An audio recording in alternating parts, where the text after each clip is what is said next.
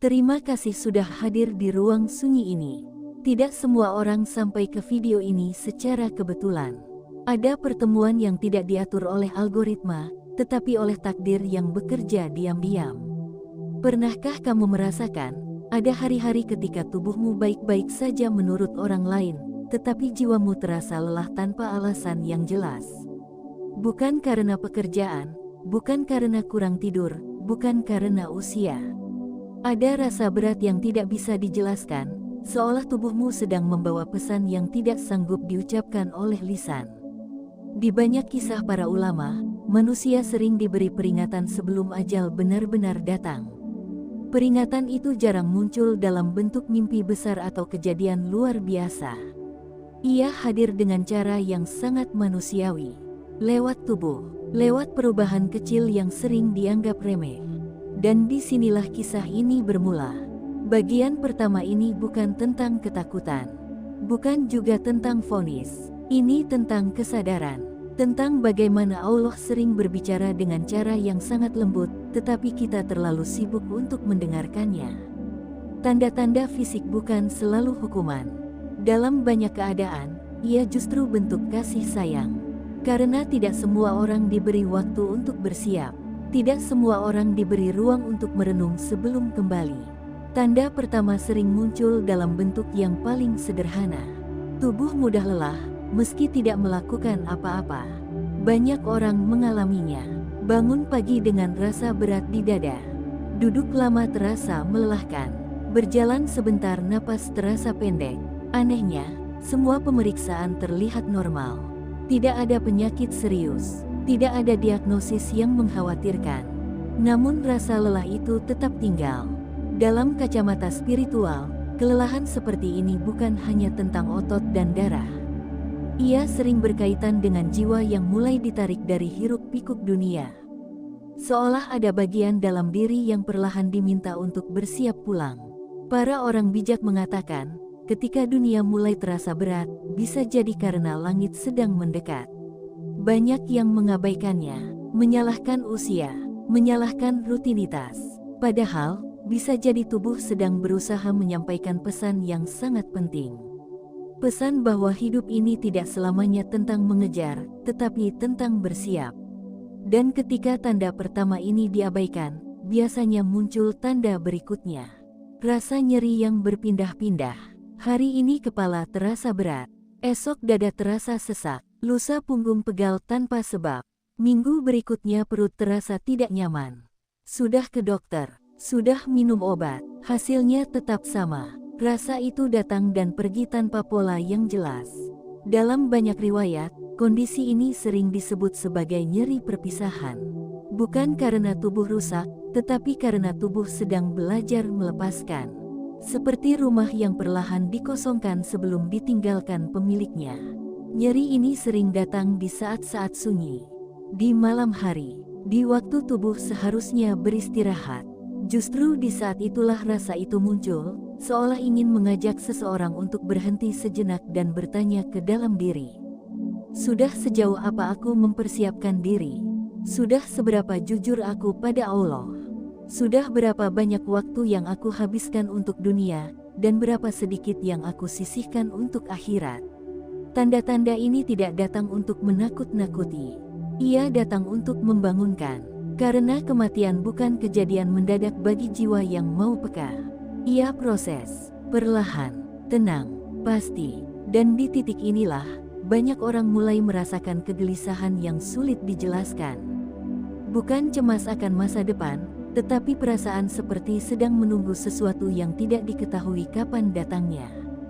Bagian pertama ini hanyalah pembuka. Sebuah pintu kecil menuju pemahaman yang lebih dalam. Karena di bagian berikutnya, tanda-tanda itu tidak lagi hanya dirasakan oleh diri sendiri. Ia mulai terlihat oleh orang lain. Lewat perubahan pada mata, pada pendengaran, pada cara seseorang memandang dunia. Namun sebelum sampai ke sana, ada satu hal penting yang perlu direnungkan. Allah tidak pernah mengambil sesuatu tanpa lebih dulu memberi isyarat. Masalahnya, manusia sering terlalu sibuk menafsirkan dunia, sampai lupa membaca tanda-tanda dari langit. Jika sampai di titik ini hatimu terasa lebih tenang, bukan karena narasi ini. Bisa jadi karena jiwamu sedang diajak untuk berhenti sejenak, duduk, menarik napas, dan mengingat kembali tujuan awal keberadaanmu di dunia. Tuliskan amin jika kamu percaya bahwa setiap pengingat adalah bentuk kasih sayang Allah. Amin yang keluar dari hati tidak pernah sia-sia. Terima kasih karena masih bertahan di ruang sunyi ini. Jika bagian pertama adalah bisikan dari dalam tubuh, maka bagian kedua ini adalah tanda yang mulai tampak keluar. Bukan lagi sekadar rasa yang hanya kamu rasakan sendiri, tetapi perubahan yang perlahan bisa disadari oleh orang-orang di sekitarmu. Allah tidak pernah tergesa dalam memberi peringatan. Ia tidak menakut-nakuti, tidak memaksa. Isyarat itu datang berlapis, lembut, dan sangat manusiawi. Ketika tubuh mulai melemah, panca indera sering menjadi jembatan berikutnya. Tanda ketiga sering muncul tanpa disadari, karena ia tampak biasa, padahal menyimpan makna yang dalam. Pandangan mata mulai berubah. Bukan sekadar rabun, bukan hanya karena usia atau kelelahan, tetapi mata yang sering kosong, menatap lama ke satu titik, seolah sedang memandang sesuatu yang tidak bisa dijelaskan dengan kata-kata. Ada orang-orang yang tampak hadir secara fisik, tetapi jiwanya seperti sedang berada di tempat lain. Tatapannya tenang, kadang sayu, kadang terasa jauh. Ketika diajak bicara, mereka mendengar. Ketika diajak tertawa, mereka tersenyum. Namun ada bagian dalam diri mereka yang seolah sedang sibuk dengan urusan yang tidak terlihat. Dalam banyak riwayat, menjelang akhir perjalanan hidup, mata manusia sering menjadi saksi pertama perubahan besar dalam jiwa. Karena mata adalah jendela, bukan hanya jendela dunia, tetapi juga jendela batin. Para ulama menjelaskan, saat ajal mulai mendekat, hijab antara dunia dan akhirat perlahan menipis. Bukan terbuka sepenuhnya, tetapi cukup untuk membuat hati menjadi lebih sensitif. Dan sensitivitas itu sering tercermin lewat pandangan mata. Itulah sebabnya, di fase ini, banyak orang tiba-tiba sering terdiam. Lebih suka menyendiri, menikmati keheningan. Keramaian yang dulu terasa menyenangkan, kini justru melelahkan.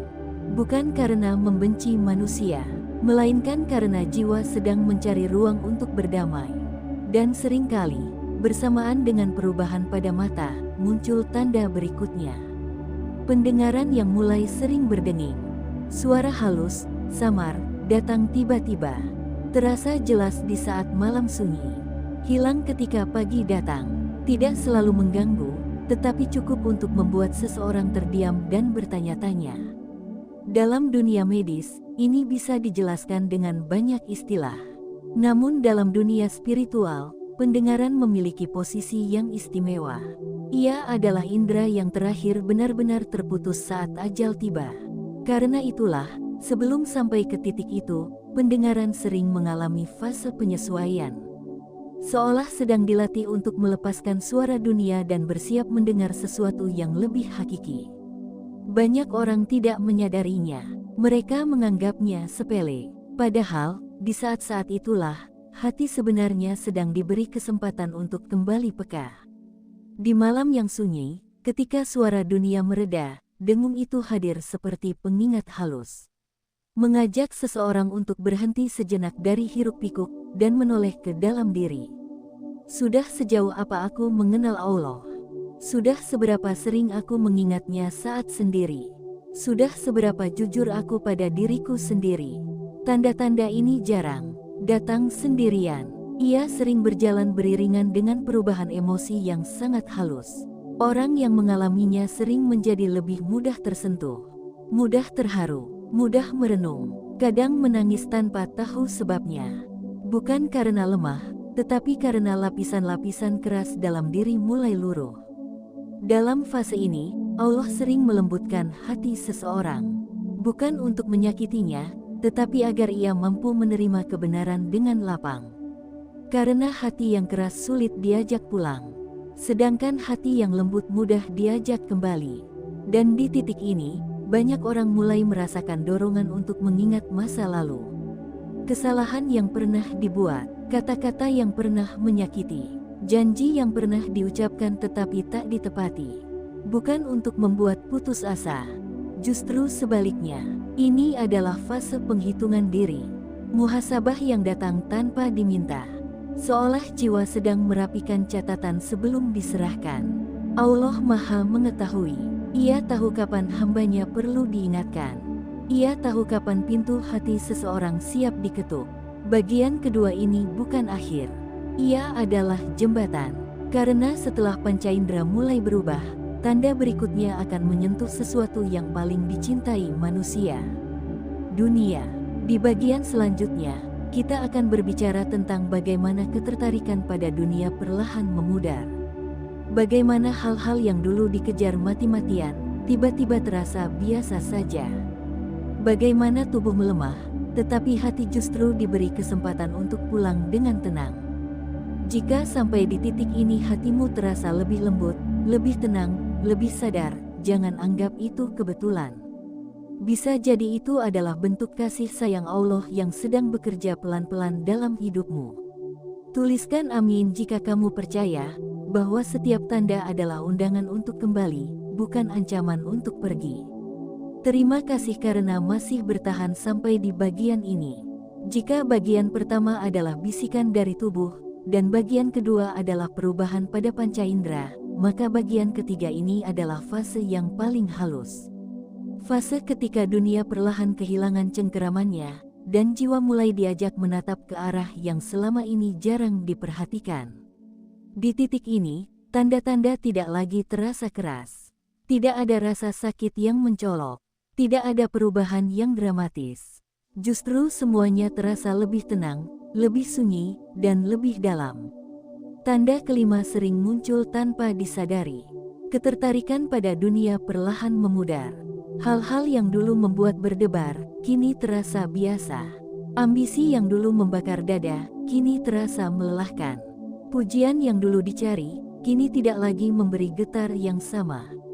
Bahkan keinginan untuk banyak bicara dan menjelaskan diri sendiri perlahan menghilang. Bukan karena kecewa pada hidup, bukan karena kalah oleh keadaan, tetapi karena jiwa mulai memahami bahwa dunia ini bukan tujuan akhir. Dalam banyak kisah para salihin, fase ini sering disebut sebagai fase pelepasan. Bukan pelepasan yang menyakitkan, tetapi pelepasan yang lembut. Seperti tangan yang perlahan membuka genggaman, bukan karena terpaksa, tetapi karena sadar bahwa yang digenggam bukan miliknya. Orang yang berada di fase ini sering terlihat lebih tenang, tidak mudah tersinggung, tidak lagi sibuk membuktikan diri, tidak lagi tergesa mengejar pengakuan. Wajahnya tampak damai, meski tubuhnya melemah. Dan di saat yang sama, kesendirian menjadi sesuatu yang berharga. Duduk sendiri terasa menenangkan, diam menjadi tempat pulang. Keheningan tidak lagi menakutkan, justru terasa seperti sahabat. Inilah momen ketika hati mulai belajar berbicara dengan Allah tanpa banyak kata. Doa-doa menjadi lebih sederhana, tidak lagi panjang dan penuh permintaan. Cukup kalimat-kalimat jujur yang keluar dari kedalaman hati. Kadang hanya berupa helaan napas yang panjang, kadang hanya berupa air mata yang jatuh tanpa suara. Dan Allah Maha mendengar. Tanda keenam biasanya datang bersamaan dengan ini. Tidur yang semakin dalam, tetapi sering terbangun di waktu sunyi. Tubuh terasa lelah, namun mata tiba-tiba terbuka menjelang fajar. Bukan karena mimpi buruk, bukan karena gelisah, tetapi ada rasa terjaga yang sulit dijelaskan. Di saat dunia masih tertidur, hati justru terasa hidup. Dalam banyak riwayat, waktu-waktu ini adalah saat ketika langit paling dekat dengan bumi. Saat doa-doa tidak perlu teriak untuk sampai. Saat kejujuran lebih bernilai daripada rangkaian kata yang indah. Banyak orang mengira ini hanya kebiasaan tidur. Padahal, bagi sebagian jiwa, ini adalah undangan. Undangan untuk hadir, untuk menyadari, untuk mengingat kembali siapa dirinya dan kemana ia akan kembali. Allah tidak pernah memanggil dengan paksaan. Ia memanggil dengan kelembutan, dengan cara yang hanya bisa dirasakan oleh hati yang mau diam sejenak. Di fase ini, rasa takut pada kematian sering kali berkurang. Bukan karena merasa aman, tetapi karena mulai percaya. Percaya bahwa hidup ini berada dalam genggaman yang Maha Menjaga. Bukan berarti tidak ada penyesalan. Justru sebaliknya, penyesalan hadir dengan cara yang sehat. Bukan untuk menenggelamkan, tetapi untuk membersihkan. Kesalahan masa lalu dilihat sebagai pelajaran, bukan sebagai beban yang menghancurkan. Inilah saat ketika taubat tidak lagi terasa berat, tidak lagi terasa sebagai kewajiban yang menakutkan. Ia terasa seperti pulang, seperti kembali ke rumah setelah perjalanan yang panjang dan melelahkan.